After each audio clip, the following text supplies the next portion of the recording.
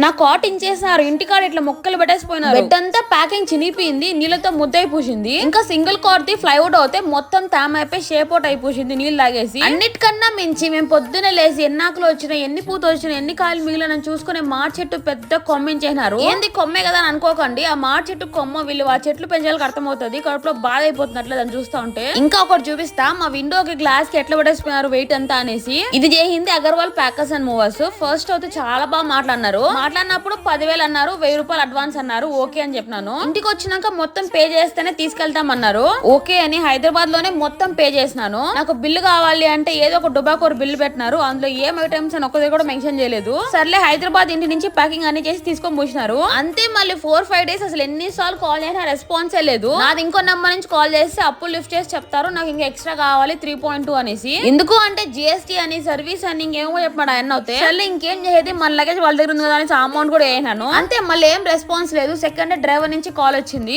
మీది లగేజ్ వచ్చింది అనేసి. మాకు తెలియదు కదా వీళ్ళు ఎప్పుడు వస్తారు అనేసి, మేము అప్పుడు ఇంట్లో లేము. ఇంకా మొత్తం ఇట్లా డంప్ చేసి చెట్లు మొత్తం మించి వెళ్ళిపోసినారు. నెక్స్ట్ డే మార్నింగ్ ఇంకో పెద్ద షాక్ తగిలింది. అదేమో నేను నెక్స్ట్ నోట్లో చెప్తాను. మీరు సబ్స్క్రైబ్ ఇంకా లైక్ మర్చిపోకండి.